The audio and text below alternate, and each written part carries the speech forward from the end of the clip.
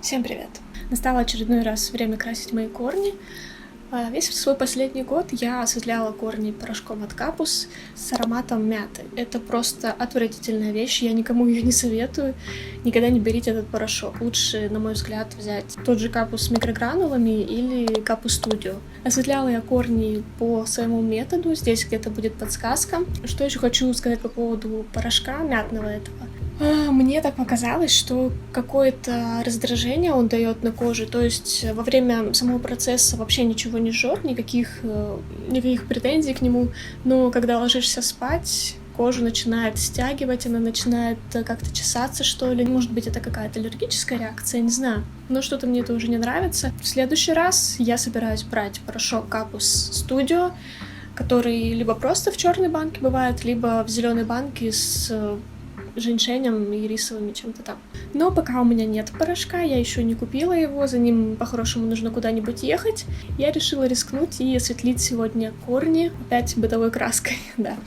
Сегодня мне ощутимо более страшно, потому что в прошлый раз я красилась, здесь тоже будет, наверное, подсказка, красилась Garnier Color Naturals и добавляла бустер еще дополнительно профессиональный. Сегодня я крашусь палетом. Но опять же хочу сразу сказать, что я не буду краситься четко по инструкции, я опять буду немножко хитрить. Для того, чтобы разобраться, с чем я буду хитрить, нужно посмотреть, что в коробке. Это вот такая коробка, вот такой палет. Это номер Е20 осветляющий, номер оттенка 000. То есть, о чем это говорит? О том, что здесь нет никакого пигмента, который должен быть, как сказать, для нейтрализации или типа того, придания какого-то определенного нюанса. Мне это и нужно, то есть я-то буду красить потом в оранжевый с розовым, и мне нужно добиться того же эффекта, как и делает просто порошок. Здесь в коробке в составе идет крем, краска, ну это, короче, красковая база, красочная база, окрашивающий крем, 50 мл краски. Также идет 2 пакетика порошка по 5 грамм, то есть на миску это 10 грамм. 10 грамм порошка. Проявляющая эмульсия 9%. Здесь, слава богу, палет пишет, какой здесь процент. Здесь 9% и 50 миллилитров. Что меня что меня немножко испугало, что у меня здесь вызывает недоверие. Здесь по факту смесь имеет объем 50 мл и 10, то есть 60 мл красочной осветляющей части и всего лишь 50 мл этого окислителя. Обычно осветляющие серии красок смешиваются 1 к 2, профессионально имею в виду, и порошки также 1 к 2. Здесь же даже 1 к 1 не набирается, то есть это довольно жесткая смесь. Я уже говорила, здесь будет еще одна подсказка, я уже говорила о том, как влияет соотношение самого осветляющего продукта или красящего к окислителю. Чем больше окислителя, тем более долго идет процесс и более мягко идет процесс. Здесь же ситуация довольно плачевная, и я просто боюсь, что это довольно-таки жесткая смесь получится. И что же я буду с этим делать? Я хочу добавить свой 3% окислитель, помимо вот этого, чтобы была еще тройка. Причем я добавлю, по-хорошему нужно еще 50 мл тройки добавить, но тогда это получится 6, если я не путаю. То есть, в общем, в целом получится 6% у смеси. И я точно до сих пор сейчас не уверена, сколько я добавлю окислителя 3%. Так процесс пойдет более мягко, и я тогда смогу просидеть. Во-первых, это же нужно, быстро все на голову нанести, и посидеть еще какое-то время. Когда ты сам наносишь на волосы, тоже же время тратится довольно-таки нехилое.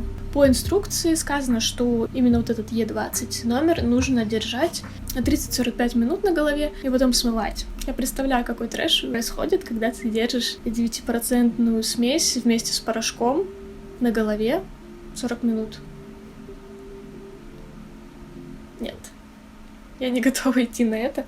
Поэтому, да, я буду смягчать смесь.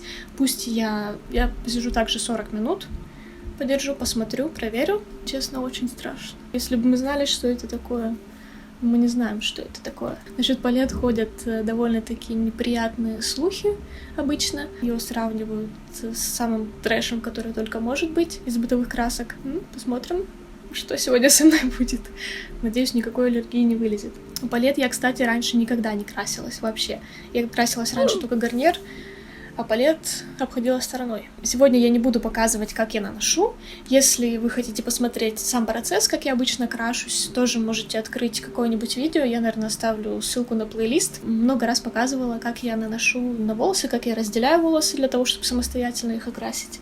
Там вы это можете посмотреть. А сейчас я удалюсь смешивать, химичить вот это вот все. Напишу, какое соотношение ингредиентов будет, и уже вернусь с результатом.